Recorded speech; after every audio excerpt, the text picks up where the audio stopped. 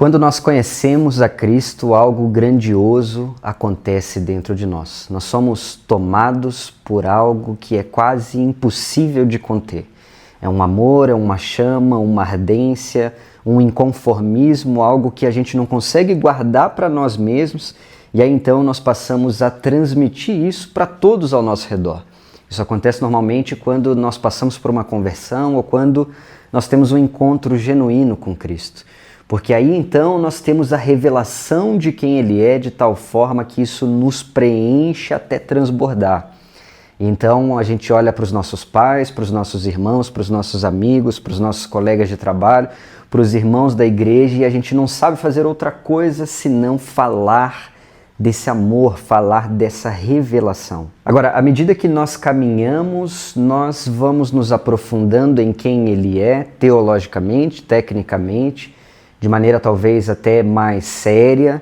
Nós vamos entendendo Jesus agora também como juiz, como justo, como aquele a quem nos instrui por onde nós devemos caminhar. E enquanto isso acontece, nós vamos experimentando uma série de coisas que vão tomando também um lugar no nosso coração. Nós experimentamos que dentro da igreja nem todo mundo parece conhecer esse amor. Nós experimentamos que dentro da igreja há pessoas que não parecem estar prontas para partilhar desse amor e para conviver com você em harmonia. Nós experimentamos que no trabalhar de Deus em nossas vidas nós não teremos conforto na maioria do tempo. Que talvez nós teremos que andar em provisão de Deus e dependência e depender do maná que vem do céu todos os dias por um determinado momento. Que talvez nós seremos acometidos com problemas, com tristezas, com situações que nós talvez nem imaginávamos que viveríamos, porque agora nós temos acesso a esse amor. E cada uma dessas coisas vai tomando um lugar no nosso coração que de alguma forma diminui aquela chama ardente que havia no início. E é por isso que Paulo escreve a Timóteo em sua segunda carta, a partir do verso 5, dizendo: lembro-me de sua fé sincera, como era a de sua avó Lloyd e de sua mãe Eunice. E sei que em você essa mesma fé continua firme. Por isso quero lembrá-lo de avivar a chama do dom que Deus lhe deu quando impus minhas mãos sobre você. Pois Deus não nos deu um espírito que produz temor e covardia, mas sim que dá poder, amor e autocontrole.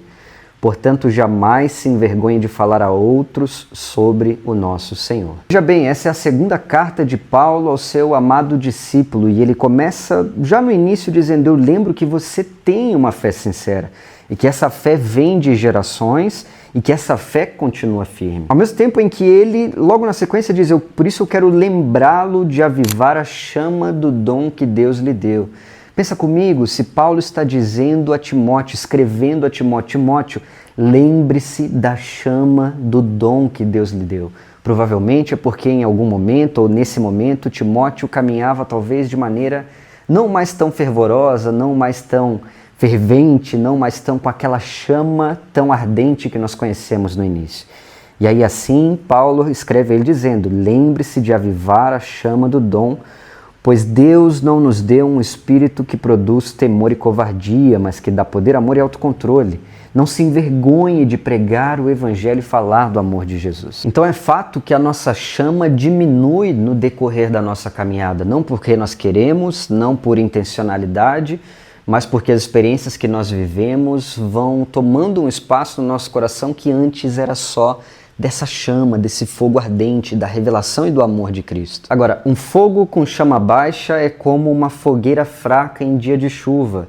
Mesmo que você aproxime um objeto dela, dificilmente ele vai pegar fogo também. E uma das principais consequências de nós mantermos o nosso fogo com chama baixa é nós perdermos a capacidade de incendiar outras pessoas também. Eu e você temos como compromisso e como entendimento e como algo que cresce dentro de nós que nós precisamos transmitir aquilo que nos foi revelado a todos ao nosso redor. Nós temos isso também como mandamento, quando Jesus diz: vão pelo mundo todo e preguem o evangelho a todas as pessoas. E em paralelo disso, nós precisamos lembrar que as pessoas ao nosso redor precisam daquilo que nós conhecemos mesmo que talvez agora nós não estejamos incendiando por isso. Nós precisamos lembrar que as pessoas ao nosso redor precisam conhecer aquilo que nós entendemos, que as pessoas ao nosso redor precisam ser apresentadas àquele que nos amou. Isso me lembra inclusive o texto de Romanos 8,19 dizendo: pois toda a criação aguarda com grande expectativa o dia em que os filhos de Deus serão revelados.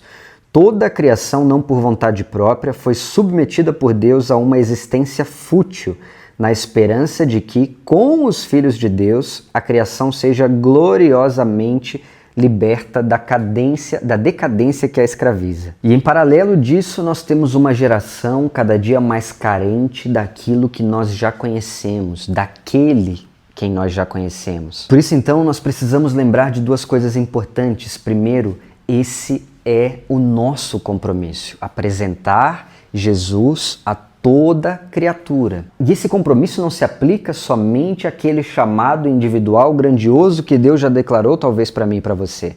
Quando você for pregar para multidões, quando você for ministrar para multidões, quando você sair para evangelizar as nações. Não, também. Mas esse compromisso existe na realidade em que nós estamos hoje, no momento em que nós estamos hoje.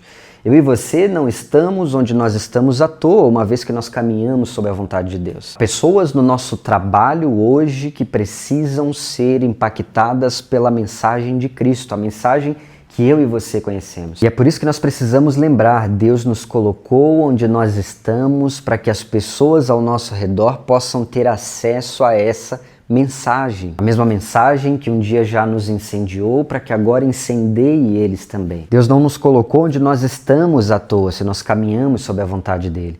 Há pessoas no nosso trabalho que precisam conhecer a Cristo e nós somos a ferramenta que Deus moveu para usar com esse propósito.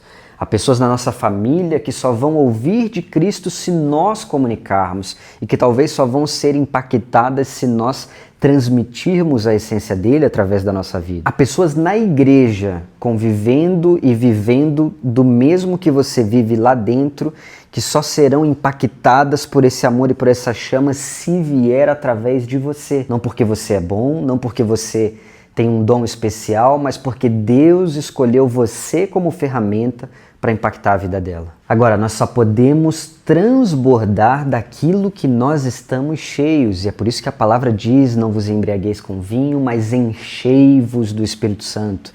É por isso também que Jesus nos disse: aquele que me conhecer, dele fluirá rios de água viva. Então a nossa missão prática é transbordar. É buscar tão profundamente que de forma natural isso vai arder tanto, vai pegar fogo e vai incendiar os outros ao nosso redor. É assim que nós incendiaremos o coração das pessoas no nosso trabalho, das pessoas na nossa família e dos nossos irmãos na igreja também. E Jeremias entendeu isso. Jeremias no capítulo 20, no versículo 9, diz ao Senhor: sua palavra arde como fogo em meu coração, é como fogo em meus ossos. Estou cansado de tentar contê-la. É impossível. Então, assim como quando nós recebemos a primeira revelação de Cristo que arde tanto dentro de nós, que nós não podemos contê-lo e então nós passamos a evangelizar todos ao nosso redor e incendiar outros corações, nós precisamos neste momento dar um passo para trás e lembrar que existe algo dentro de nós capaz de fazer isso. E esse algo é resultado da profundidade da busca e do transbordar. Por isso, quando Paulo diz a Timóteo: eu conheço a sua fé, eu sei que ela vem de gerações e eu sei que ela não se perdeu. Mas, meu filho, reavive a chama que há em você.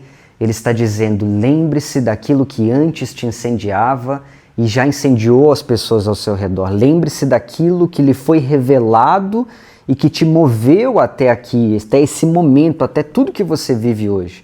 Lembre-se de quem Ele é, de tal forma que isso transborde de você até que as pessoas conheçam Ele verdadeiramente como você. Então, reavivar a chama é uma direção, uma exortação e um compromisso para gerar algo que é muito maior que nós, mas aquilo que incendeia aqueles que estão perto de nós. Portanto, se você tem vivido um momento em que a chama já não arde mais como antes, em que o fogo por algum motivo diminuiu a capacidade de queimar, esse é o lembrete do Senhor para você. Reavive a chama que eu já pus em você. Lembre-se da revelação que você já recebeu.